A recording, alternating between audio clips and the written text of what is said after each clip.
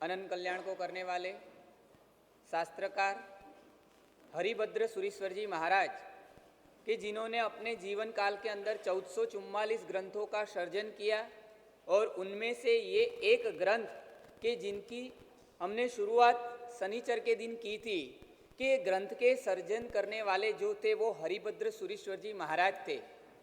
हरिभद्र सुरीश्वर जी महाराज के जिनके जीवन की 4 विशेषता मैंने आपको शनिवार के दिन दिखाई थी कि जिनके जीवन में उन्होंने ये शास्त्र का सर्जन किया, इसके मूल में सबसे जो यदि कोई कारण उनके जीवन में कोई था तो वही था कि उनके जीवन में जो पाप भीरुता गुण था, यानी पाप का जो डर उनके जीवन में बैठा था और इसी वजह से वो ब्राह्मण में से जैन दीक्षा तक पहुँचे, आचार्य बने, ग्रंथों का सर्जन किया। इन सबके मूल में यदि कोई था तो एक प्लस पॉइंट वही पाप का डर था उन्हें, और एक पाप के डर ने उनको कहाँ से कहाँ तक पहुँचा दिया, ये ताकत इस गुण की रहती है।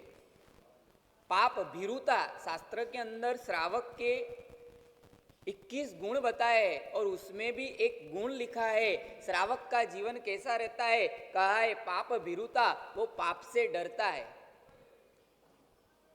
हमारे आर्य देश की एक विशेषता थी, यहाँ अनंत तीर्थंकर परमात्मा हो गए, कई सारे संत सतिया हो गए और उन्होंने प्रवचनों के माध्यम से, सत्संगों के माध्यम से ढेर सारा तत्व ज्ञान लोगों को बांटा। ये सिर्फ पश्चिम संस्कृति नहीं, हमारी पूर्व की संस्कृति की ही विशेषता है कि जहाँ ऐसा तत्व ज्ञान दिया जाता है, सत्संग किए जाते, कथाएं सुनाई जाती है, ये सिर्फ भारत देश की विशेषता है। और इसका परिणाम ये आया कि हर एक इंसान हमारे मनुष्य जीवन का मूल्य समझता था कि मुझे मिला मनुष्य जीवन कितना कीमती है। रोज सुबह और रोज शाम दोनों टाइम वो चिंतन करता था। कौन सा चिंतन? प्रत्यहम प्रत्यवेक्षे नरचरितम आत्मन किम नु मे पशुभि तुल्यम किम वा सत्पुरुषैरिव। सच बोलो, रोज सुबह उठते वक्त और रोज रात को सोते वक्त कभी आप ये सोचते हो कि मेरा पूरा दिन कैसा गया, कैसा गुजरा? क्या एक सज्जन को शोभे वैसा गया कि एक दुर्जन या एक पशु जैसा गया? कभी सोचते हम कि सोचते ही नहीं। रात को सोते वक्त, सुबह उठते वक्त कि मुझे कैसा दिन गुजारना है या तो मेरा दिन कैसा गुजरा। सच बोलो, सुबह उठते भी एक ही चीज याद आती है और रात को सोते वक्त भी एक ही चीज याद आती है। कौन सी चीज? कौन सी चीज भाई? कौन सी चीज? कौन सी चीज? अरे भाई कुछ तो बोलो, कौन सी चीज याद आती है? कोई चीज ही याद नहीं आती आपको? हाँ, मोबाइल। आपको भी मोहन भाई? नहीं, मोबाइल नहीं, मोबाइल से भी ज्यादा कह दो मनी। सुबह उठते ही मोबाइल नहीं, पहले मनी।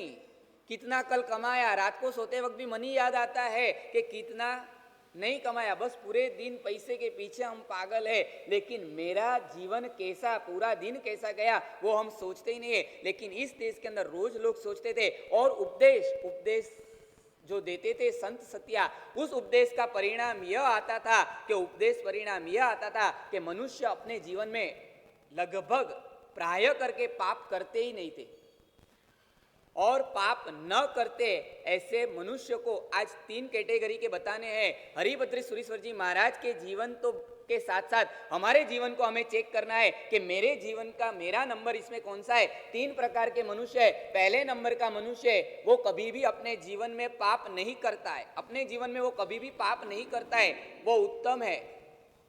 नंबर 2, दूसरे नंबर का मनुष्य है वो अपने जीवन में कभी भी पाप नहीं करता है, वो मध्यम है। और तीसरे नंबर का मानव है वो अपने जीवन में कभी पाप नहीं करता है, वो अधम है। बोलने में कोई गलती हो गई हो तो मुझे बताना, बोलने में कोई गलती हो गई हो तो बताना मुझे। पहले नंबर का इंसान है वो पाप नहीं करता है, वो उत्तम है। दूसरे नंबर का इंसान है वो पाप नहीं करता है, वो मध्यम है। और तीसरे नंबर का इंसान पाप नहीं करता है, वो अधम है। ऐसा कैसे? समझ में नहीं आ रहा है। अगर पाप नहीं करता है वो तो उत्तम ही कहाएगा। उत्तम भाई, उत्तम भाई हो ना आप? सच बोलो, पाप नहीं करे वो उत्तम और पाप न करे वो अधम कहलाएगा कि पाप करे वो अधम? नहीं, मैं बराबर बोल रहा हूं, चाय पी के आया हूं। नहीं, उत्तम है वो भी पाप नहीं करता है, मध्यम है वो भी पाप नहीं करता है, अधम है वो भी पाप नहीं करता है। यदि साहेब जी वो आदमी पाप नहीं करता है तो आप उसे अधम क्यों कहते हो? देयर इज डिफरेंस, बिकॉज क्योंकि उनके पीछे जो कारण है उसमें फर्क पड़ जाता है। पहला आदमी वो भी पाप नहीं करता है, दूसरा आदमी है वो भी पाप नहीं करता है, तीसरा इंसान है वो भी पाप नहीं करता है, लेकिन तीनों के कारण अलग अलग है। एक इंसान का अलग कारण से पाप नहीं करता है, दूसरा भी नहीं करता है, तीसरा भी नहीं करता है।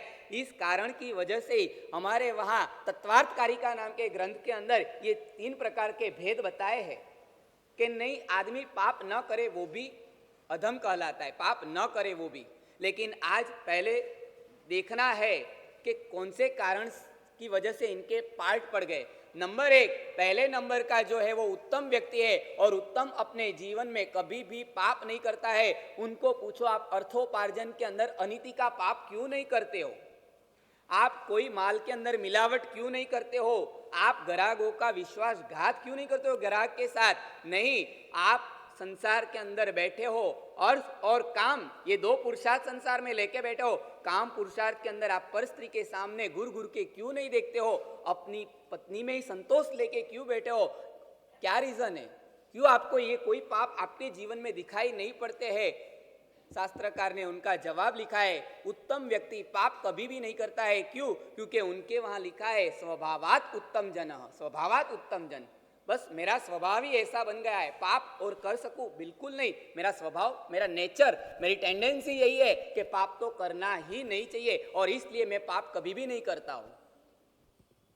आपसे कोई पूछे मिट्टी है उसको खाओ, छोटे बच्चे खाएंगे, बड़े खाते हैं मिट्टी को हाथ में लेके? नहीं, मिट्टी नहीं खानी चाहिए। जेर को खाते हो? नहीं, जेर को कभी भी नहीं खाना चाहिए। आग को आप छूते हो, आप कह देंगे कि नहीं, आग को कभी भी छूना नहीं चाहिए। बस उसी ढंग से उत्तम व्यक्ति है वो कहेंगे कि नहीं भाई, पाप करना ही नहीं चाहिए। क्यों? क्योंकि स्वभावात उत्तम जना, मेरा स्वभाव ही ऐसा हो गया और इसलिए मैं कभी भी पाप करता ही नहीं हूं। स्वभावात उत्तम जना। शूरवीरता वो सिंह का क्या है मालूम है? शूरवीरता वो सिंह का क्या है? स्वभाव है। और काटना वो बिच्छू का क्या है मालूम है आपको? काटना वो बिच्छू का क्या है? स्वभाव है। आप कितना भी बिच्छू को बचाने की कोशिश करो और वो आप उसको बचाने की कोशिश करो, वो आपको क्या करेगा? काटने ही वाला है। क्यों? क्योंकि बिच्छू की काटने का स्वभाव ही होता है। दुर्जन का दूसरों को त्रास देना वो स्वभाव होता है। धूपसली का वो स्वभाव रहता है कि वो जल के भी दूसरे को सुवास देती है। क्यों? क्योंकि उसका स्वभाव होता है। युधिष्ठिर कहता है धर्म वो मेरा स्वभाव है, मैं अपने स्वभाव को नहीं छोड़ूंगा। जब पांडवों को वनवास हुआ था और वनवास में लाक्षागृह में वो रहे थे, दुर्योधन ने वहां भी छल कपट किया और उनके घर को जला दिया था। द्रौपदी आग बबूली हो गई और उसने युधिष्ठिर को कड़े शब्दों में आलोचना की, आप पुरुष हो के स्त्री हो, आप बदला नहीं ले सकते हो। तब युधिष्ठिर ने कह दिया शांत स्वभाव से, द्रौपदी तू कितना भी बोल, मैं गुस्से में आने वाला नहीं हूं। क्यों? क्योंकि जब तक वनवास पूरा नहीं करूंगा तब तक मैं कुछ करने वाला नहीं हूं। क्यों? क्योंकि धर्म वो युधिष्ठिर का स्वभाव था। धर्म वो युधिष्ठिर का स्वभाव था, तो दान वो कर्ण का स्वभाव था। नहीं, आदमी स्वभाव, किसी का स्वभाव बन जाता है। एक बार ऐसा हुआ, श्री कृष्ण और अर्जुन दोनों के बीच में विवाद हो गया, बात छिड़ गई और अर्जुन ने कहा इस दुनिया में यदि सबसे बड़ा कोई दानवीर है तो मेरे बड़े भ्राता युधिष्ठिर, उनके जैसा दानवीर इस दुनिया में कोई नहीं है। तब कृष्ण ने कह दिया तेरे बड़े भैया दानवीर जरूर है, मैं ये नहीं कहता वो दानवीर नहीं है, युधिष्ठिर भी दानवीर है, लेकिन इस दुनिया का सर्वश्रेष्ठ दानवीर कोई है तो वो कौन है? कर्ण है। कर्ण ही है। अर्जुन ने ढेर सारे प्रसंग दिखाए, देखो मेरे भैया ने कैसा कैसा दान किया है। कृष्ण ने भी दिखाए कर्ण ने कैसी कैसी परिस्थितियों में दान दिया था। दोनों ने तय कर लिया अब पुरानी बातें बताने का कोई मतलब नहीं है, अब कोई नया तरीका ढूंढे और उसके द्वारा पता चल जाए दोनों में से सच्चा दानवीर कौन है, कर्ण है कि अर्जुन है, कर्ण है कि युधिष्ठिर है। और दोनों कृष्ण की लीला अपरंपार रहती है। कृष्ण ने रूप परिवर्तित कर लिया, दोनों ब्राह्मण का वस्त्र पहन के ब्राह्मण के रूप में सबसे पहले दोनों युधिष्ठिर के वहां गए, युधिष्ठिर के महल में गए और युधिष्ठिर के महल में जाते ही दोनों ने याचना की कि हम ब्राह्मण हैं, हमें यज्ञ करना है और यज्ञ करने के लिए हमें चंदन की लकड़ियां चाहिए और आपके पास लेने के लिए आए हैं। कृष्ण लीला करके आए थे, सिर्फ ब्राह्मण का रूप लेके नहीं आए थे। बाहर धुआंधार बारिश बरसा रहे थे, बाहर बारिश चालू है जोरों से और ऐसी परिस्थिति में वो लकड़ियां लेने के लिए आए हैं। और उसी समय युधिष्ठिर ने कहा उसमें क्या बड़ी बात है, आपके वहां लकड़ियां अभी भिजवा दूंगा। लेकिन उसी समय कृष्ण ने कह दिया हमें लकड़ियां चाहिए लेकिन गीली नहीं चाहिए, सूखी चाहिए। युधिष्ठिर बोले वो कहां से लाऊं, धुआंधार बारिश चारों ओर चल रही है, अभी तो फिलहाल चारों ओर 100 किलोमीटर भी जाओ तो भी बारिश चालू है, कहीं पे भी सूखी लकड़ियां मिलने का कोई प्रश्न ही नहीं है। आप कहो तो 8 दिन के बाद जब बारिश रुक जाएगी, थोड़ी धूप निकलेगी और पेड़ सूख गए होंगे और जो लकड़ियां होगी वो आपको कटवा के आपके वहां भेज देंगे। यानी दोनों को सिर्फ दिलासा दिया लेकिन दान नहीं मिला और खाली हाथ दोनों वहां से चले। अब किसकी बारी आई, अब किसकी बारी आई, कर्ण की। और कर्ण के वहां दोनों गए और जैसे ही कर्ण के वहां गए, कर्ण के पास जाके अक्षरस यही मांग की कि हमें लकड़ियां चाहिए, चंदन की लकड़ी चाहिए, गीली नहीं होनी चाहिए, सूखी होनी चाहिए, डिमांड की। और बात सुनी न सुनी और तुरंत ही कर्ण ने अपने सेवकों को बुलाया और अपने राजमहल में जितने भी चंदन के पेड़ थे सब कटवा दिए, भारा बनाया और कह दिया आप कहो वहां इसको भेजने के लिए मैं तैयार हूं, आप कह दो इस लकड़ियों को कहां भेजना है। यदि जंगल में जाते वहां गीली होती थी लेकिन राजमहल के अंदर सब सूखी लकड़ियां थी, उसको काट के आपके वहां भिजवा देता हूं। और दोनों ही बाहर निकले और श्री कृष्ण ने अर्जुन को कह दिया देखा तेरे भाई का दान देने का भाव है, नो डाउट उसको दान का भाव है, लेकिन कर्ण को भाव नहीं, लेकिन उसका क्या बन गया है, क्या बन गया है भाई, स्वभाव बन गया है। उत्तम व्यक्ति स्वभावात उत्तम जन नहीं, आपका क्या है, आपके पास भाव है कि स्वभाव है, भाव के स्वभाव, सच बोलो आपको भाव है कि स्वभाव है। महात्मा गोचरी निकले, आपके घर में गोचरी आए, इसका भाव है कि आपको गोचरी पहनाने का स्वभाव है, भाव के स्वभाव, भाव है कि स्वभाव है, भाव है। लेकिन भाव जब तक रखोगे तब तक हमारा निस्तार नहीं होगा इस संसार में से। जब स्वभाव बनेगा, धर्म का भाव मत रखो, धर्म को स्वभाव बना दो, जिस दिन धर्म हमारा स्वभाव बन जाएगा तब हमारा निस्तार हो जाएगा। एक बार विनोबाजी भावे को किसी ने पूछा, विनोबाजी भावे से किसी ने पूछा कि गुरुदेव साधना कब तक करने की, कब तक करने की। कई लोग हमें पूछने के लिए आते गुरुदेव कब तक प्रवचन सुनने का, कब तक प्रवचन सुनने का। मैं आपसे पूछता हूं कब तक प्रवचन सुनने का, कब तक सुनने का, भादरवा सूद, भादरवा सूद, जल्दी बोलो भादरवा सूद, क्या भाई, जब तक आप बोलते रहोगे तब तक। सच बोलो आज 10:15 नहीं 11:15 तक बोलूंगा, छोड़ूंगा नहीं आपको, पता चल जाएगा। अरे 10:15 का 11:15 तो क्या साहब 10-20 तक बोलो तो भी हम भाग जाते हैं, 5 मिनट भी ऊपर नहीं होनी चाहिए। क्यों, प्रवचन सुनने का भाव है लेकिन हमारा स्वभाव नहीं। विनोबाजी भावे से किसी ने पूछा कब तक आराधनाएं करनी, कब तक मुझे साधनाएं करनी है, साधना कब तक करनी है। और विनोबाजी भावे ने यही कह दिया है कि साधना कब तक करने की, जब तक अपने आप साधना न होती जाए तब तक हमें साधना चालू रखनी है। अपने आप होती जाए मतलब आप समझते हो, अपने आप साधना होनी मतलब, अपने आप मतलब स्वभाव बन जाए मतलब क्या, स्वभाव मतलब क्या, नित्य क्रिया चलती रहे नहीं, नींद में भी क्रिया चलती रहे वो स्वभाव है। सच बोलो कभी नींद में प्रतिक्रमण किया आपने, नींद में आपको ऐसा आया मैंने नींद में पूरा प्रतिक्रमण कर लिया हो, ऐसा आता है आपको कभी भी, आता है कभी कि मैंने नींद में प्रतिक्रमण कर लिया है। और सुबह उठो और तुमको लगे अरे मैंने तो प्रतिक्रमण किया था, अरे वो तो नींद में था, चलो फिर से प्रतिक्रमण शुरू करना है। क्यों? क्योंकि वो तो नींद में। लेकिन नींद में प्रतिक्रमण कब आता है? जब प्रतिक्रमण के संस्कार ऐसे बन गए होते हैं कि सुबह शाम 2 टाइम के प्रतिक्रमणों के सालों के जो संस्कार बन जाते हैं तो वो स्वभाव में आ जाता है, और वो स्वभाव आपको क्या हो जाता है? अपने आप नींद में भी चालू रहता है। होता है कभी ऐसा? गुरुदेव श्री भुवन भानु सुरेश्वर जी महाराज क्या जीवन में, उनके जीवन में उन्होंने स्वभाव को बना दिया था। चैत्रवदी बारस के दिन अटैक आया है अहमदाबाद के अंदर, डॉक्टर हाउस के अंदर, जिनको एडमिट किया गया था। डॉक्टरों ने कह दिया था अब पेशेंट 24 घंटे या 72 घंटे अगर निकल गए, बच गए तो बच गए, नहीं तो 24 घंटे में कुछ भी हो सकता है। इतनी बड़ी उम्र है, 82 साल की उम्र है, पैरालिसिस तो ऑलरेडी था, ऊपर से हार्ट अटैक आया है, और इस परिस्थिति में बचना नामुमकिन लग रहा है। लेकिन आप प्रार्थना करो कुछ हुए तो हुए। और उस टाइम गुरुदेव श्री तो आईसीयू के अंदर, डॉक्टर हाउस के अंदर थे। पूरे अहमदाबाद के अंदर समाचार मिलने लग गए कि गच्छाधिपति आचार्य भगवान भुवन भानु सुरेश्वर जी महाराज अटैक आया है, सीरियस है, डॉक्टर हाउस के अंदर उनको एडमिट किया गया है। क्या करना? बड़े बड़े आचार्य भगवान, बड़े बड़े सूरी भगवान, मुनि भगवान, गच्छाधिपति, सबकी लाइन लगने लग गई उनको शाता पूछने के लिए। हालांकि किसी को अंदर जाने नहीं देते थे, बाहर से कांच की केबिन थी, उसमें से ही बाहर से देख लेते थे। दर्शन करके आचार्य भगवंत भी वापस निकल रहे थे।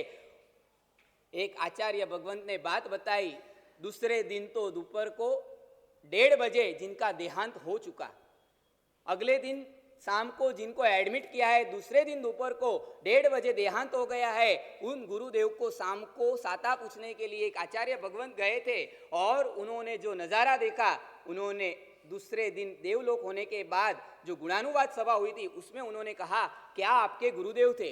कैसे गुरुदेव आपको मिले थे? आज जिनको अटैक आया है, पैरालिसिस एक बाजू हो गया है शरीर के अंदर, और अंतिम श्वास चालू है, ऐसी परिस्थिति में मैंने कांच की केबिन में से देखा कि आपके गुरुदेव लेफ्ट साइड थे, और अचानक ही उनको करवट बदलनी थी, वो राइट साइड गए। लेकिन राइट साइड गए तब उनके हाथ में उन्होंने ओघा लिया, राइट साइड ने पहले पूंजा और बाद में वापस अपना सिर ऐसे उन्होंने डाल दिया। यानी पैरालिसिस का अटैक, हार्ट का अटैक, शरीर चल नहीं रहा है, दिमाग काम करना भी बंद हो रहा है, सब शरीर की इंद्रियां कमजोर होने लगी है, और ऐसी परिस्थिति में भी आपके गुरुदेव पहले पूंजते हैं और बाद में वो करवट बदलते हैं। यानी गुरुदेव ने अपने संयम जीवन में पूंजना, प्रमार्जना, इसका क्या किया था? स्वभाव बना दिया था। तब जाके अटैक की अवस्था में भी उनको याद आ गया कि नहीं, मुझे पूंजना है। सच बोलो, आपको पूंजना कब याद आता है? यहाँ सामायिक में बैठते पहले भी पूंजते हो क्या? हाँ, सामायिक में बैठते पहले भी कभी पूंजते हो कि उसमें भी कई बार तो ऐसे ही बैठ जाते हो? जल्दी बताओ। संवत्सरी के प्रतिक्रमण के दिन जगह रिजर्वेशन करवाते हो अपना, बेड का पहले से छोड़ के चले जाते हो, बड़ी बड़ी चद्दर छोड़ के जाते हो? ऐसा यहाँ होता है कि नहीं होता है? हमारे वहाँ बम्बई, सूरत, अहमदाबाद में तो पहले से एडवांस बुकिंग हो जाता है, और बाद में जैसे ही प्रवचन के वो उपासरी के हॉल खुलते, क्योंकि सुबह में 8 बजे छोड़ के जाना है, लेकिन ताला लग जाता है और 2-1 बजे के बाद खुलता है। जैसे ही खुले लोग अपनी अपनी जगह पे दौड़ के बैठ जाते हैं। क्यों? क्योंकि अच्छी जगह मुझे मिल जाए। सच बोलो, वहां देखने के लिए जाते हो उस टाइम? नहीं, आप चलो प्रतिक्रमण की बात जाने दो, सामायिक की बात जाने दो। जब प्रवचन सुनने आते हो, एक्टिवा लेके आते हो, गाड़ी लेके आते हो, जिसमें भी आप आते हो, सच बोलो, एक्टिवा पे बैठने से पहले कभी पूंजना याद आया आपको? पूंज के बैठे और बाद में एक्टिवा चालू किया, ऐसा किया आज तक में? क्यों नहीं मोहन भाई? हाँ, याद आता है कि नहीं आता है आपको? क्यों? क्योंकि आपको स्वभाव में भी नहीं है, स्वभाव में आता है तो अपने आप पूंजना हो जाता है। लेकिन वो स्वभावात उत्तम जन, ये स्वभाव कैसे बनता है? कहते हैं कि स्वभाव कब बनता है? जिसको मोक्ष की लगनी लग जाती है उसका स्वभाव ही ये बन जाता है, स्वभावात उत्तम जन। नहीं, मेरा स्वभाव ही ऐसा बन गया कि मैं पाप कभी भी नहीं कर सकूं, धर्म वो मेरा स्वभाव बन गया। क्यों? क्योंकि मुझे मोक्ष की लगनी है, मुझे जल्द से जल्द मोक्ष में जाना है। ये पहले नंबर के व्यक्ति होते हैं, वो उत्तम होते हैं, और स्वभाव ही ऐसा बन जाता है, और इसी वजह से वो जीवन में कभी भी पाप करते ही नहीं है। हमारा नंबर इसमें है कि नहीं है? इसमें हमारा नंबर नहीं। आप स्कूटर लेके आते हो, कभी पूंजना याद नहीं आता है? सच बोलो, घर के अंदर चौके के पास पूंजनी रखते हो कभी? हाँ, स्टव चालू करना है, बर्नर चालू करना है, गैस चालू करना है, तो पहले पूंज के चालू करते हो कि सीधा ही चालू कर देते हो? पूंजने का संस्कार है कि है ही नहीं? हाँ हाँ, तो पूंजने का संस्कार सिर्फ स्टव तक रखना है कि स्कूटर तक भी लाना है? क्यों? स्टव में हिंसा होती है और स्कूटर में नहीं होती है भाई? होती है कि नहीं होती है? लेकिन वहां क्यों याद नहीं आता है? स्कूटर पे बैठते पहले चलो वहां एक पूंजनी नहीं लगाओ, कम से कम इतना तो करो कि जेब में से एक रुमाल निकालूं, रुमाल से पहले ऐसे पूंज लूं और बाद में उसके ऊपर बैठूं। करते हो आप?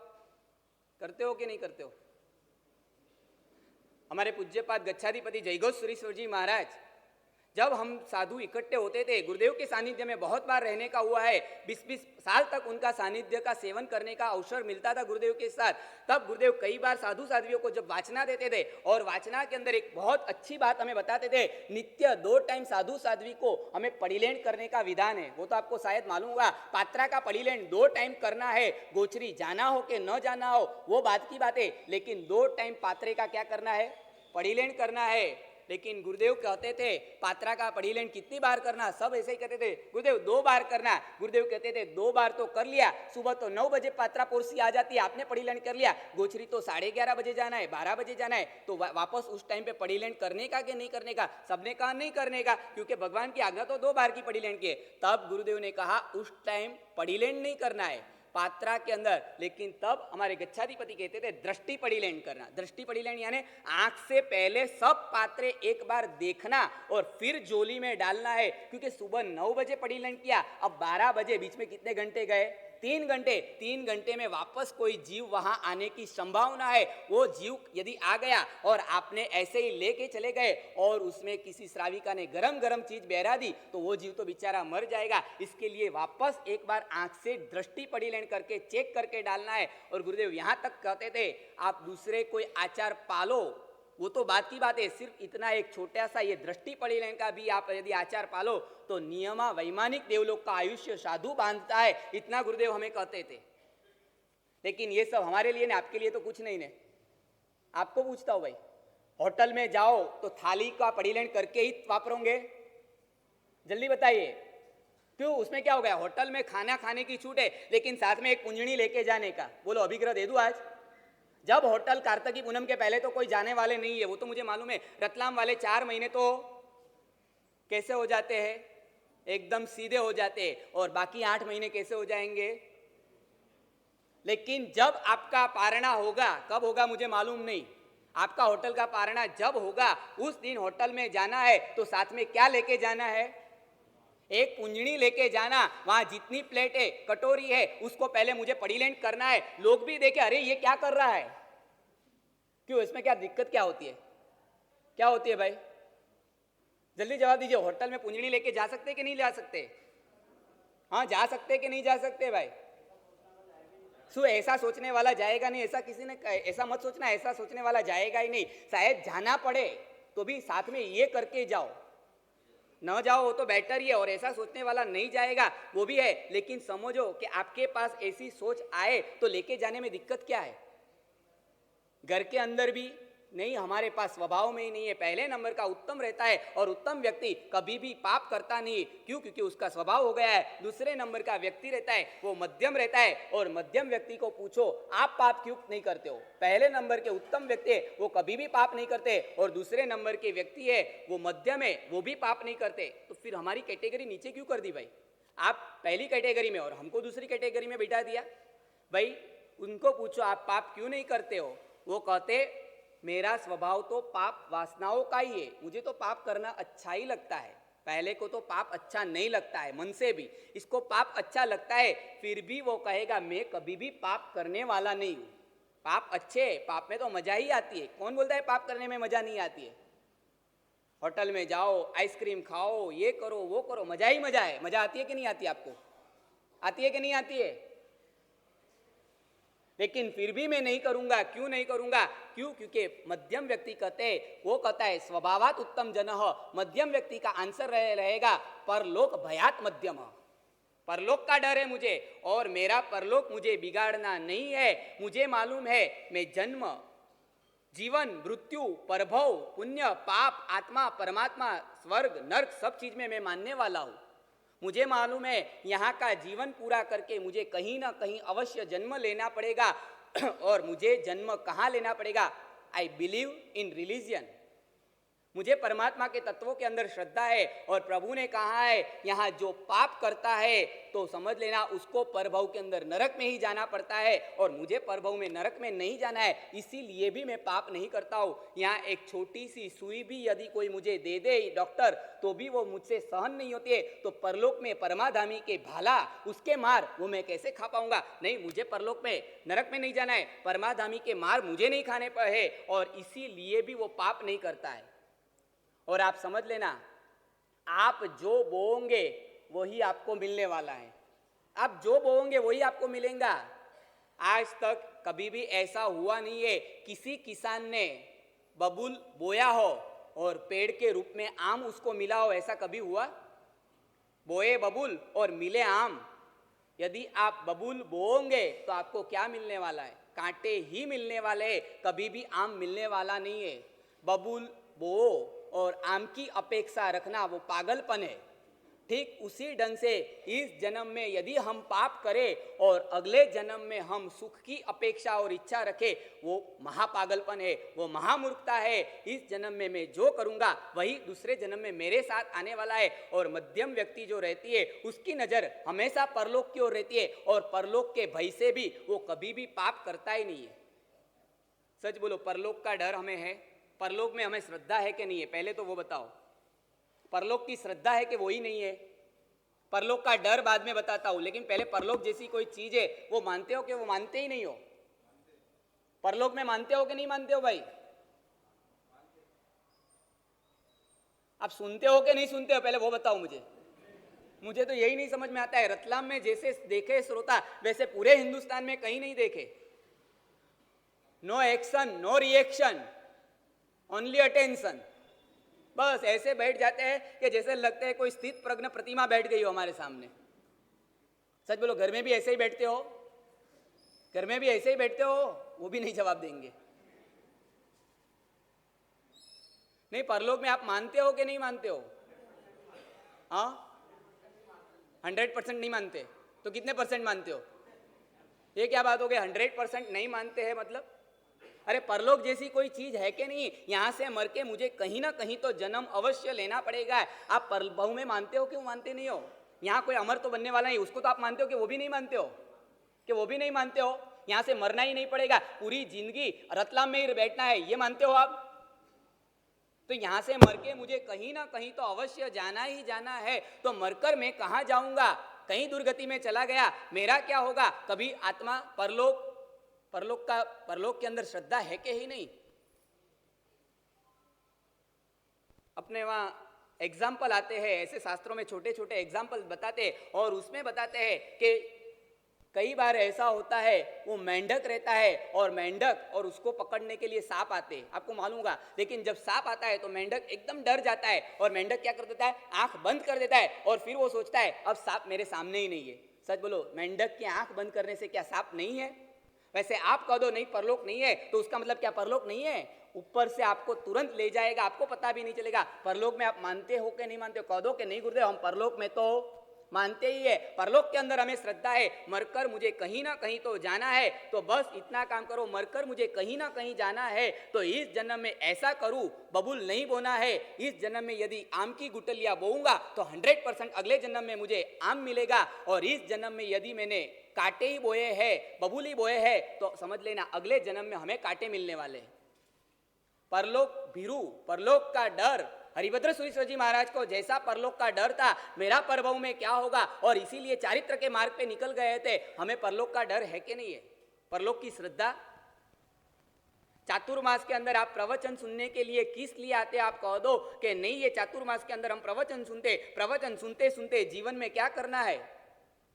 जीवन में क्या करना है? हमें आराधना में आगे बढ़ना है, साथ में विराधना से पीछे हटना है। चातुर्मास यानी विराधना की मौसम है, और उस विराधना से मुझे वापस जाना है, और इसलिए मैं प्रवचन सुनने के लिए आता हूं। यदि आपको परलोक सुधारना है, इस जन्म के अंदर पापों से वापस लौटना है, क्या करना है? 2 काम करते जाओ। नंबर 1, पहले नंबर में यदि आपका प्रभव सुधारना है, पाप से आपको डरना है और पाप से बचना है, तो एक काम करते जाओ, आप मालिक मिटकर मेहमान बनते जाओ। मालिक मिटकर मेहमान बनते जाओ, पाप अपने आप कम हो जाएंगे जीवन में। कोई भी चीज में मालिकी भाव नहीं, मेहमान भाव रख दो आप, अपने आप पाप कम हो जाएंगे। जिस चीज में मालिकी का भाव रहता है उस चीज में पाप है ने बड़े चाव से होता है, बड़े प्यार से होता है, लेकिन जिस चीज के अंदर मेहमान का भाव रहता है उस चीज के अंदर लगाव कम हो जाता है, उस चीज के अंदर राग कम हो जाता है। राग कम करना है, चाव कम करना है, आप मेहमान बन जाओ, मजा ही मजा है। सच, आप मालिक हो के मेहमान हो। आप रतलाम शहर के मालिक के मेहमान, समझ के जवाब देना। प्रतापगढ़ के राजा थे, प्रतापगढ़ के राजा, और उस राजा का बड़ा राजमहल था।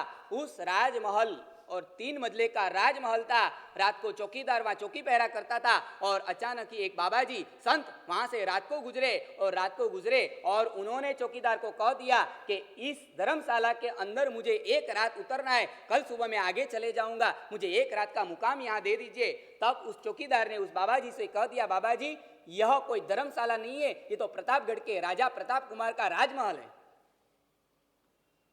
उस संत ने कहा, अरे पागल, ये राजमहल नहीं है, ये धर्मशाला है।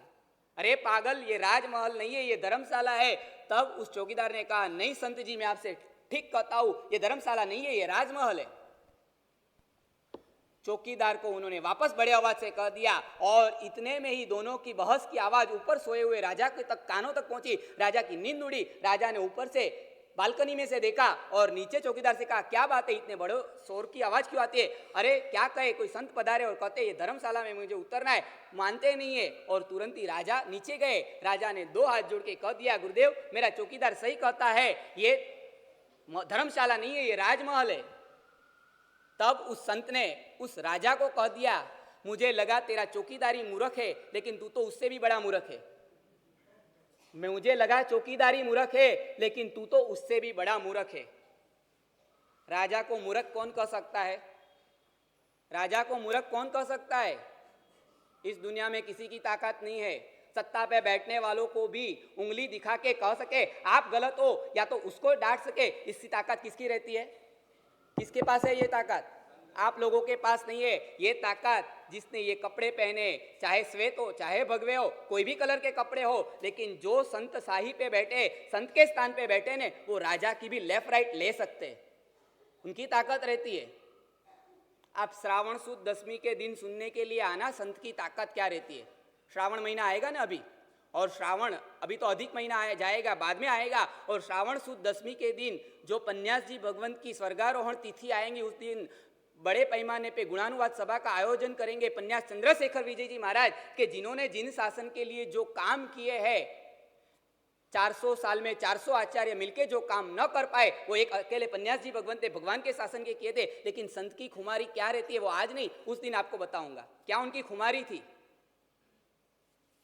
राजा को भी मूर्ख कह सके, पागल कह सके, ये ताकत सिर्फ संतों की रहती है, ये आपकी नहीं है।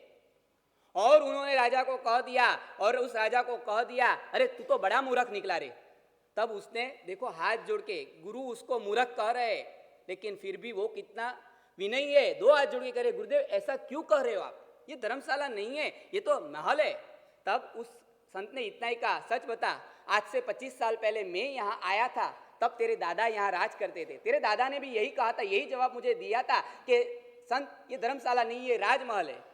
तेरे दादा तो गुजर गए, आज से 10 साल पहले मैं यहाँ आया था, तब तेरे पिता यहाँ के राजा थे, और उन्होंने भी मुझे यही जवाब दिया था कि ये एक राजा का राजमहल है, ये धर्मशाला नहीं है। तेरे पिता भी चले गए, और आज तू भी मुझे यही जवाब दे रहा है। मुझे तुझसे इतना ही पूछना है कि जहाँ रहने वाले दिन प्रतिदिन बदलते उसे महल कहते कि धर्मशाला कहते?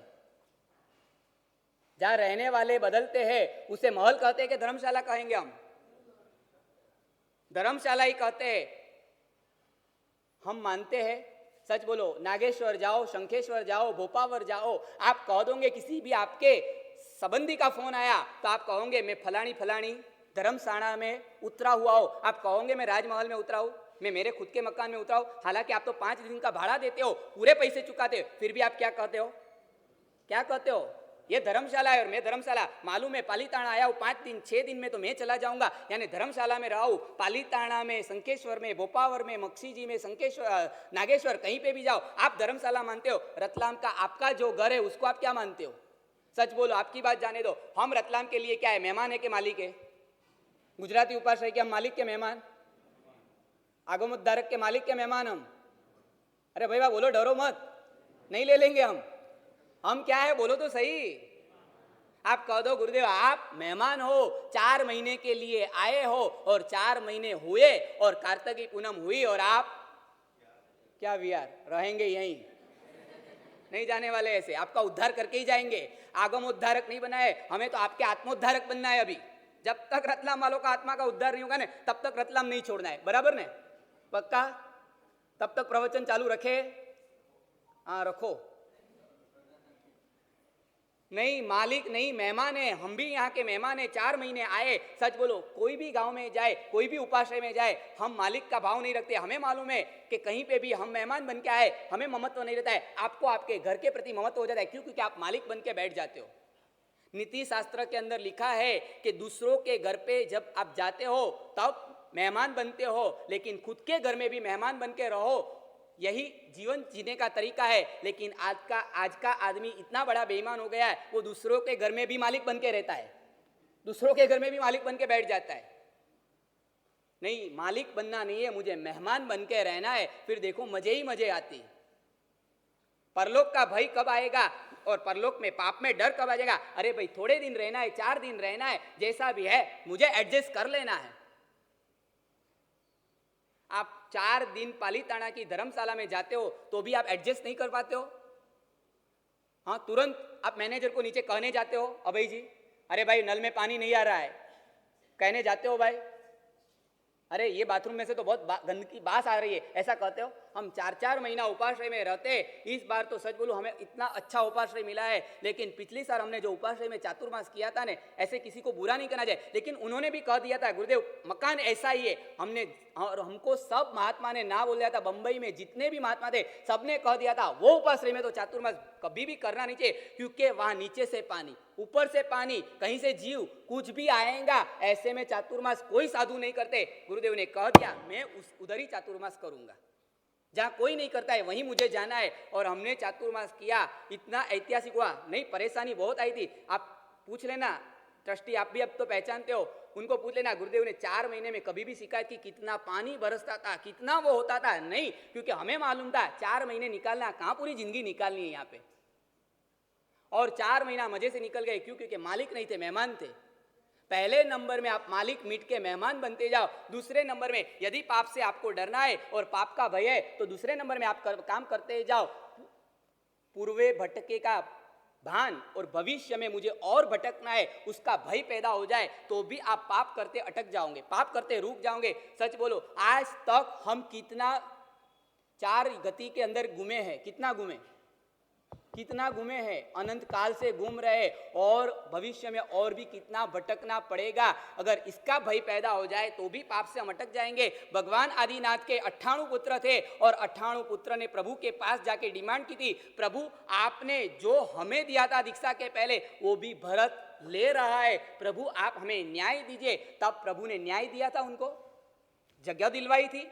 नहीं, जगह नहीं दिलवाई थी, प्रभु ने उनको समाधान दिया था। प्रभु ने यही कह दिया 98 बेटों को, अरे पहले भी आपको जगह के कितने टुकड़े पूर्व जन्मों में मिले हैं, अब इस जन्म में एक जगह का टुकड़ा मिला तो भी क्या और नहीं मिला भी तो भी क्या, कितना पूर्व में हमें मिला है, छोड़ दो इसे। और 98 बेटों ने उसको छोड़ दिया था। क्यों? क्योंकि भान आया और भय दिखाया श्रेणिक को और कृष्ण को। जब कृष्ण महाराजा को परमात्मा के पास पता चला और कि मेरी यहाँ से नरक होने वाली है, श्रेणिक को पता चला और तुरंत ही दौड़े दौड़े प्रभु के पास गए, नारे प्रभु नहीं जाऊं नरक नहीं गेहे, नारे प्रभु नहीं जाऊं नरक नहीं गेहे। प्रभु ऐसा कोई रास्ता दिखाए मुझे नरक में जाना ही ना पड़े। सच बोलो, श्रेणिक को और श्री कृष्ण को नरक का डर था और प्रभु के पास दौड़े दौड़े गए थे। आप कभी गुरुदेव के पास गए, नारे गुरुदी मारे नहीं जाऊं नरक नहीं गेहे, ऐसा कोई रास्ता दिखाओ कि मुझे नरक में न जाना पड़े। पूछने के लिए आए, साहब संयम नहीं लेंगे तो हमारा क्या होगा?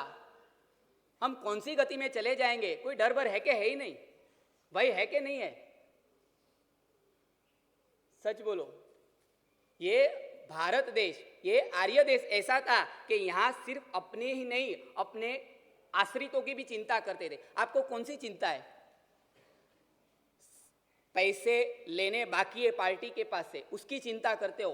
किसी को पैसे देने बाकी है, उसकी चिंता करते हो। घर में 25 साल की 30 साल की नौजवान बेटी है, अभी तक उसका ब्याह नहीं है, उसकी चिंता करते हो। या तो बेटी वापस आ गई डिवोर्स लेके, अब उसके दूसरे विवाह कहाँ होंगे, इसकी चिंता करते हो। घर में बेटा बेकार बैठा है, उसकी चिंता करते हो।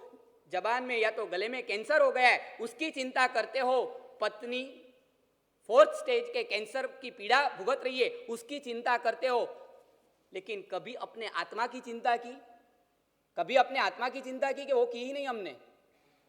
कभी अपने आत्मा की चिंता? किसकी चिंता है हमें? पत्नी की चिंता है, पुत्र की चिंता है, पुत्री की चिंता है, परिवार की चिंता है, पैसों की भी चिंता है। लेकिन जो साथ में आने वाला है, उस आत्मा की चिंता करते हैं कि करते ही नहीं है? नहीं, आत्मा की बिल्कुल पड़ी नहीं है हमें। परलोक में मुझे कहाँ जाना है, इसका कभी भी सोचते ही नहीं है। नारे प्रभु नहीं जाऊं नरक नहीं गए। जिस श्रेणिक ने परमात्मा महावीर का अद्भुत कोटि का सामैया करवाया था, वैसे श्रेणिक को भी चिंता है कि प्रभु मुझे नरक में न जाना पड़े, इसके लिए उपाय बताइए। द्वारिका के राजा थे और उनको भी, कृष्ण को भी चिंता थी। नेमनाथ भगवान के पास जाते हैं और प्रभु से कहते हैं, तुम यादव कुल के हो, मैं भी यादव वंश का हूं, और प्रभु मुझे नरक में न जाना पड़े, इसके लिए प्रभु कुछ रास्ता दिखाइए। नहीं, लेकिन हमें तो गुरुदेव पैसे की पड़ी है, लेकिन परभव की पड़ी ही नहीं है। नहीं, उगरानी बाकी है, वो पैसे कहां से आए? सच बोलो, पैसे के लिए आप इतनी हद तक तो नीचे उतरते हो ना कि पैसे के द्वारा सामने वालों को भी नुकसान हो जाए और मेरा परलोक भी बिगड़ जाए। आज तक में ऐसा कोई काम किया है? पैसों की वजह से ऐसा काम कर दिया कि सामने वालों को तो बेचारे को आंख में आंसू आए, लेकिन साथ में अगले जन्म में मुझे तो खून के आंसू निकलने वाले, ऐसे काम किए कि नहीं किए पैसों के लिए? क्यों जवाब नहीं देते हो? नहीं किए हैं तो धन्यवाद देता हूं, लेकिन किए होगे तो कभी तो गुरुदेव के पास जाओ, उनके पास आलोचना ले लो। गुरुदेव, आज प्रवचन में सुना, पता चला जिन्होंने जीवन में कोई ऐसे पाप नहीं किए थे, फिर भी उनको यदि नरक का डर था, तो मैंने तो इतने इतने पाप किए, गुरुदेव मेरा क्या होगा? नारे जऊ प्रभु नरक नहीं गए, नारे जऊ प्रभु नरक नहीं गए। सच बोलो, जिनको अपनी आत्मा की नहीं पड़ी होगी, उनको अपने आश्रितों की क्या पड़ी होगी? यदि मुझे मेरी आत्मा की नहीं पड़ी है, तो मैं अपने शिष्यों की, उनके शिष्यों की चिंता क्यों करूंगा? पहले तो मुझे किसकी होती है चिंता? किसकी होती है? जिनको अपने आत्मा की चिंता होती है, वही अपने शिष्यों की, प्रशिष्यों की, उनकी भी चिंता कर सकते हैं, जब पहले अपनी आत्मा की चिंता होती है।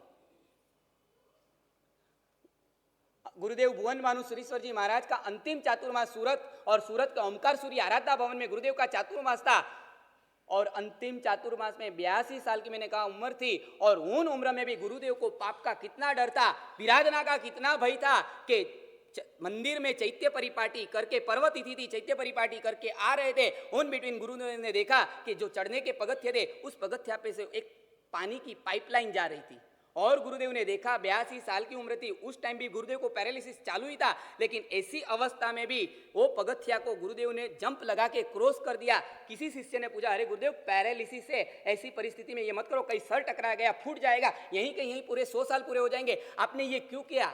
तब गुरुदेव ने उस छोटे साधु को कहा, तूने देखा नीचे पानी की पाइपलाइन, यानी रबर प्लास्टिक की पाइप है, प्लास्टिक का रबर का पाइप, और उसमें से पानी जाता है, यदि मैं वहां पैर रख दूं क्या हो जाता है? वो जीव बेचारे कितने कुचल जाते हैं, वो मर जाएंगे, और उनको बचाना है। क्यों? क्योंकि नहीं, उनको बचाना है, साथ में अपनी आत्मा को भी बचानी है। मेरा प्रभाव बिगाड़ना नहीं है, ये संयम मैंने लिया है, वो प्रभाव बिगाड़ने के लिए नहीं लिया है।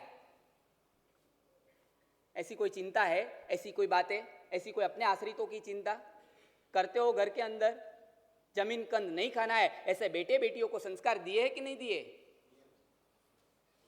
सहज जी, पहले कुएं में हो तो हवाड़े में आए ना, समझ गए? हौज में कब आता है? पहले कुएं में हो तब जाके आता है।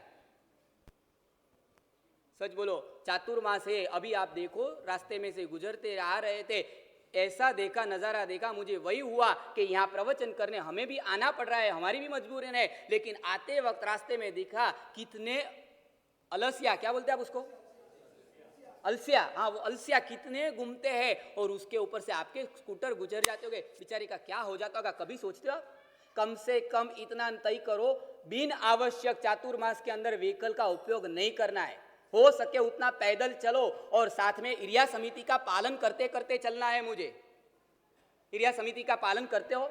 आज का 24 घंटे का नियम वही देना है। आज 24 घंटे में जितना हो सके उतना मुझे एरिया समिति करके कितने अलस्या में बचा सकती हूँ या बचा सकता हूँ उसकी काउंटिंग करना और फिर कल देखना कितना आनंद आएगा। वाह प्रभु, आज मैंने उपयोग रखा, कम से कम 2, 4, 5 अलस्या के जीव को मैंने बचा दिया। वाह प्रभु, ये तेरी आज्ञा थी और इस वजह से मैं कर सका। करना है आज अभिग्रह दे दूं आज का एक दिन का, एक दिन तो करके देखो। साधु साध्वी जी जिंदगी भर एरिया समिति का पालन करते, आपको आज एक दिन करना है। चलो एक दिन पूरा न कर सको एरिया समिति, लेकिन कम से कम इतना करो कि आज कम से कम मुझे एक बार तो, पूरे दिन में कितनी बार रास्ते से गुजरना होगा, एक बार पैदल जाऊंगा और पूरी एरिया समिति पालते पालते जाऊंगा, उसमें ऊपर भी नहीं देखूंगा। करना है अभिग्रह, आज देना ही है। रोज के एक सौगंध देते ना, आज की यही सौगंध है। आज हो सके तो व्हीकल वापरना ही नहीं है। सच कहता हूँ, ये बारिश में बेचारे ये निर्दोष जीव कितने हमारे टायरों के नीचे कुचल जाते, कभी उनकी चिंता करते हो कि करते ही नहीं हो? और समझ लेना, ये हम बबूल बो रहे हैं, अगले जन्म में इससे भी भयंकर पीड़ा शास्त्रोकार ने लिखा है। ध्यान कान खोल के सुन लेना, हमारे वहाँ ग्रंथों के अंदर बताई है बात, सुविडांग ग्रंथ के अंदर ये बात बताई है और उसके अंदर लिखा है एक जीव की विराधना मल्टीप्लाई 10, एक जीव को मारो 10 भव तक आपको उसी ढंग से मरना पड़ेगा। जिस ढंग से आपने एक जीव को मारा, ठीक 10 भव उसी टाइप से आपकी मृत्यु होने वाली है। अब करना है तो करो, नहीं पाप का कोई डर ही नहीं बैठा है हमें।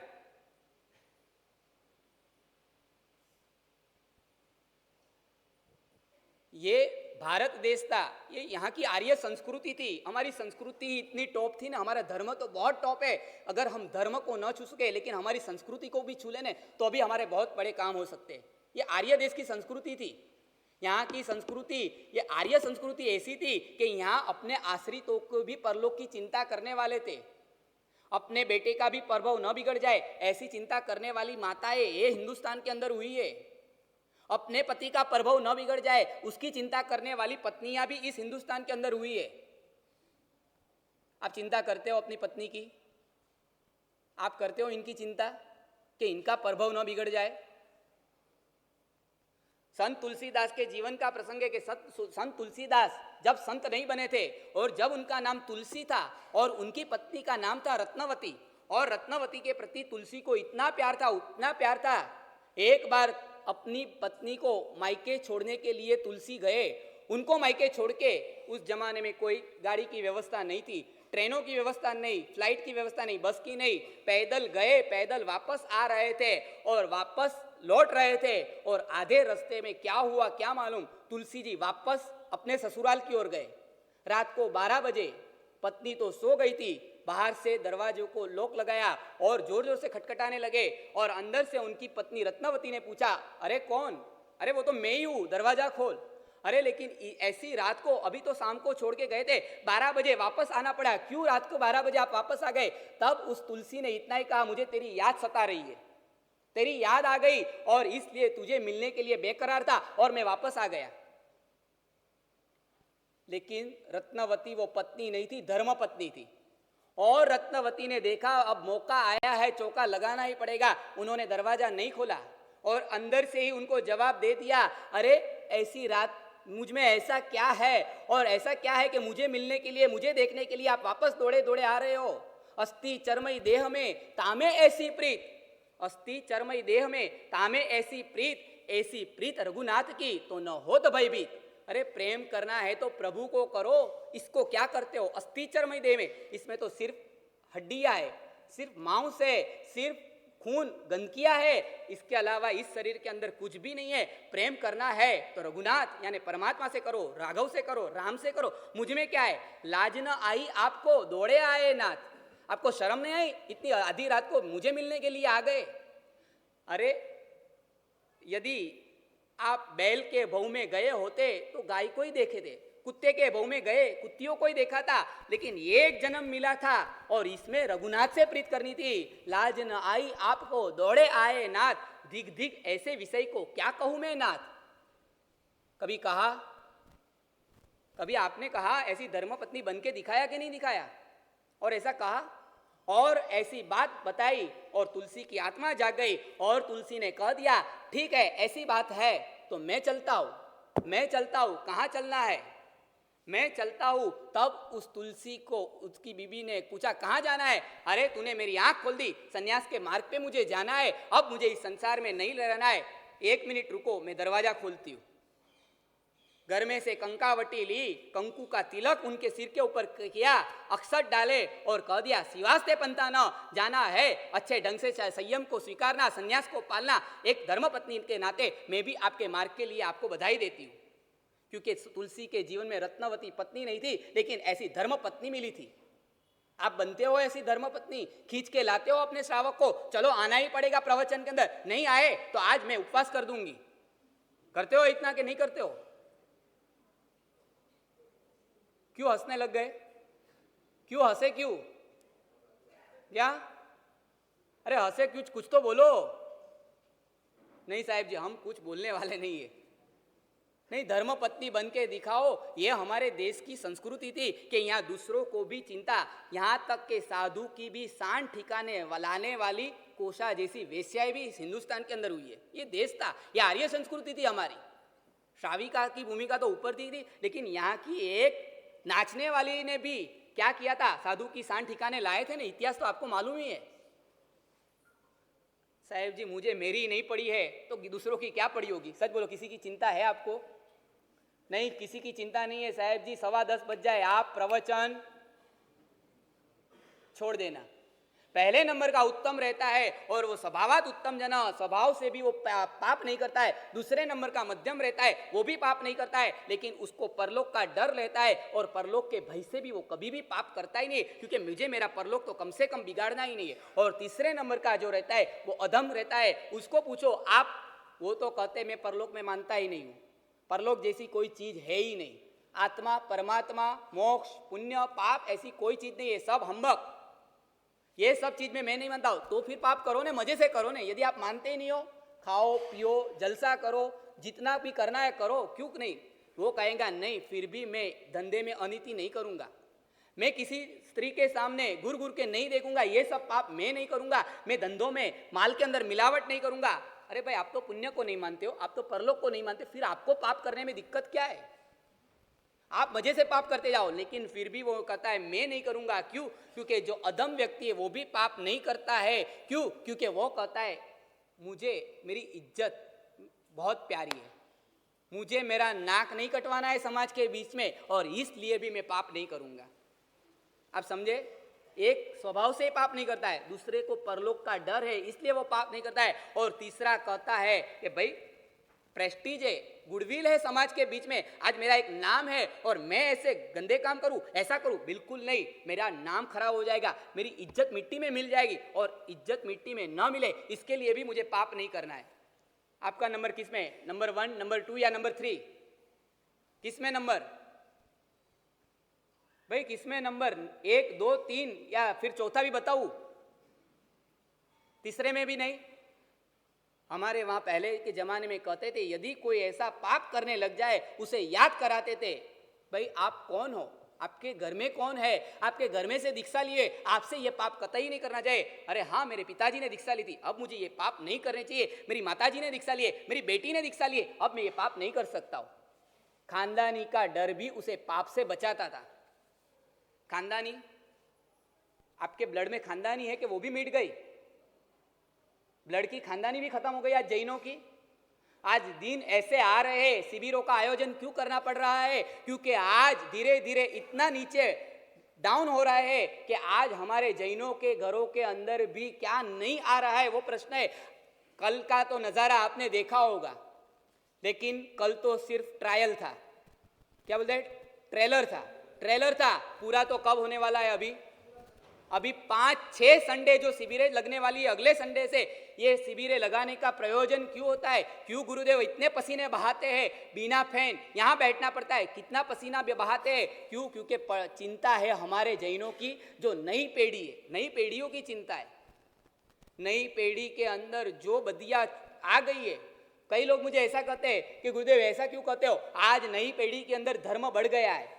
पहले कोई इतनी निन्याणु नहीं करते थे, आज छोटे छोटे बच्चे निन्याणु करते हैं। पहले छोटे बच्चे को 7 लाख भी नहीं आता था, आज छोटे बच्चे 5 प्रतिक्रमण कर लेते। आज धर्म बढ़ गया है। देखो, आप साइड एक देख के खुश मत हो जाना, क्योंकि आपने सिर्फ एक साइड देखी है, आपने दूसरी साइड जैन समाज की देखी ही नहीं है। पहले के जमाने में नो डाउट अभय जी, पहले के जमाने में शायद आपके दादाजी होंगे या मेरे दादाजी होंगे, वो अपने जो पुरखे थे शायद उनको 5 प्रतिक्रमण नहीं आता होगा। बेचारे भले उनको इतना नहीं आता था, गांव में रहते थे, मेहनत की खेती करते थे, कमाते थे, और उस ढंग से भी वो क्या करते थे, घर के अंदर पैसे लाते थे। शायद उनको नौकार पंचिंद्या बामुश्किल से आता होगा। आज नई पीढ़ी को सब आता है, लेकिन 100% कहूंगा हमारे पुरखों ने जो पाप नहीं किए थे वो पाप आज नई पीढ़ियों में चालू हो गए। पूछ देख लेना कभी अपने दादा का, दादाजी के पिताजी के एल्बम निकाल के फोटो देखना, तब पता चलेगा अरे उन्होंने जीवन में कभी भी ऐसे पाप, क्योंकि उस जमाने में इतने पाप के साधन भी नहीं थे। साइंस आया और साइंस आया है, साइंस आशीर्वाद नहीं बना है, साइंस हमारे लिए अभिशाप बन के आया है, समझ लेना। क्योंकि इसकी पात्रता हमारे पास नहीं थी, और पात्रता न और उसको यदि साधन मिल जाए उसके द्वारा समाज को नुकसान ही होने वाला है, और समाज को नुकसान और उस नुकसानी सबको भुगतनी पड़ रही है। आज इतने पाप जैनों के घर में आ रहे, ये बात आज नहीं करूंगा, संडे के दिन अवश्य आपके युवा पीढ़ियों को भेजना, बच्चों को, बालकों को 15 साल से लेके जितने भी घर के अंदर बहू, बेटी, दामाद जो भी आपके घर में हो, एक दिन के लिए सास जितनी भी है उनको अनुरोध करता हूं, आपका घर में चलता है कि चलता ही नहीं है, पहले वो बताओ। ओ कुर्सी वाले माता जी, आपसे पूछ रहा हूं, आपका घर में कोई चाले कि नहीं चाले? आपका चलता है कि चलता ही नहीं है भाई? आपकी बहू के ऊपर आपका चलता है कि चलता ही नहीं है? ओ माँ जी, नहीं चलता है माँ जी का। आपका घर में चलता ही नहीं आपकी बहू के ऊपर? नहीं, बहू को जबरदस्ती भेजना यहाँ, एक दिन वो आएंगी शिविर में और उसके द्वारा आपको पता चलेगा, देखो उसका परिणाम क्या आता है। आज युवा पीढ़ियों में जो पाप हो रहे हैं, उस पापों से उनको बचाना है, उनको वहां से निकालना है। संसार छुड़ाना तो अब बहुत दूर की बात हो गई है, पहले संसार के अंदर भी जो पाप नहीं करने उसमें से तो उनको निकाले। इसके लिए ही हर संडे की ये शिविर है। ये कोई शिविर दीक्षा के लिए नहीं है, ये कोई शिविर आपको कोई टॉप लेवल के बार व्रतधारी श्रावक बनाने के लिए नहीं है, लेकिन एक बार संसार में भी ढंग से कैसे जिया जाए, कैसे पाप बिना का एक अच्छे इंसान बन के रतलाम के अंदर जैनों का नाम रोशन करके जिया जाए, ये सब सिखाने वाले शिविरों के अंदर आप भेजोगे कि नहीं भेजोगे? अभी भी कल का माहौल देख लिया होगा, कल करीब 3000 से भी अधिक, कल ऐसा हो गया, ये तो भर गया था, बाहर भी भर गया था, यहां तक के लोगों को रिक्वेस्ट करनी पड़ी, भाई अब हमारी जगह लिमिट हो गई, अब हमारे पास जगह नहीं है।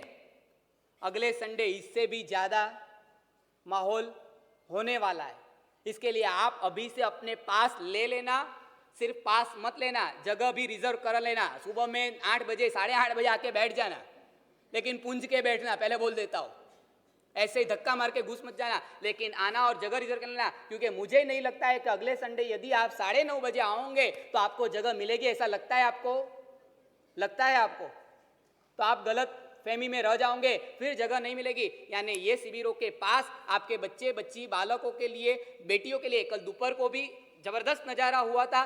दोपहर को भी करीबन 350 जितने छोटे छोटे नन्हे मुन्ने बालक और बालिकाएं आए थे। उनको भेजने वाले मम्मी पापा की भी हम अनुमोदना करते हैं कि चलो अभी उनको भेजा है। क्यों? क्योंकि आगे जाके वो भी कुछ सीख के आए। बालकों को भी बहुत मजा आई थी, कल उनकी भी पहली शिविर थी, अब अगले संडे उनकी वापस दूसरी शिविर होंगी। पहले नंबर का उत्तम व्यक्ति स्वभाव से पाप नहीं करता है, दूसरे नंबर का है वो परलोक के डर से, और तीसरे नंबर का जो है उसको क्या डर है? परलोक नहीं, लेकिन इस जन्म के अंदर, इस लोक के अंदर मेरी इज्जत मुझे प्यारी है, मेरी खानदानी मुझे प्रिय है, और इसलिए भी वो पाप नहीं करता है। इन तीनों में से हमारा नंबर किसके अंदर है? और चौथा नंबर में आता है अधमा अधम बिंदास पाप करने का। कोई डर नहीं, किसी का डर नहीं, पाप करते ही रहो, बिंदास डिफॉल्टर हो जाने का, किसी के रुपये लाने के और बाद में 2 हाथ खड़े कर देने के, बोल क्या होता है, जो होता है कर ले, मैं देने वाला नहीं हूं। रतलाम में ऐसे है कि नहीं है भाई? है। क्यों? अरे है तो जाने दो ने, बोलते क्यों? हर गांव में रहते हैं। सच बोलो, ऐसा कोई गांव है जहां कौवे नहीं रहेंगे? ऐसा एक भी गांव है? हर गांव में कौवे रहते हैं, तो रतलाम में भी कौवे होगे कि नहीं होगे? हर जगह रहते हैं। लेकिन मेरा नंबर तो उसमें नहीं होना चाहिए। मुझे कौवा नहीं बनना है। मुझे कौन सी भूमिका में आना है? हंस की भूमिका में मुझे आना है। ये तो तय कर लो, क्योंकि मुझे शासन मिला है, मुझे प्रभु का शासन मिला है। चिलाती पुत्र को, दृढ़ प्रहारी को, इन सबको भी जो शासन मिल गया तो उन्होंने आत्मकल्याण कर लिया था। तो मैं तो दृढ़ प्रहारी जैसा नहीं हूं, मैं तो अर्जुन माली जैसा नहीं हूं, मैं तो चिलाती पुत्र जैसा नहीं हूं। उससे तो कई गुना मैं अपने आप ही बोलते अच्छा हो, मैं तो उनसे अच्छा हूं। तो अवश्य प्रभु तेरे शासन को पाके मुझे अधम में से तो बाहर निकलना है। और किस में जाना है? कम से कम मध्यम में तो आ जाऊं। इस जन्म में यदि मैं मध्यम में आऊंगा तो अगले जन्म में तो क्या बनूंगा? उत्तम। और उत्तम आत्माओं का तो मोक्ष अवश्य जल्दी हो जाता है। बस ये हरिभद्र सुरीश्वर जी महाराज जिन्होंने इस ग्रंथ का सर्जन किया था, उन्होंने हमें यही बात बताई है। ये पाप का डर हमारे जीवन में लाए। अब हरिभद्र सुरीश्वर जी महाराज ने ग्रंथ की जो शुरुआत की, वो पहला शब्द कौन सा है? प्रणम्य भुवना लोकम महावीरम। प्रणम्य भुवना लोकम महावीरम, यानी उसका अर्थ क्या होता है? उसकी बात कब करूं? कल। क्या आने वाला? कल कल कल वापस आऊंगा और कल आपको ग्रंथ के माध्यम से अब आगे लेके जाना है।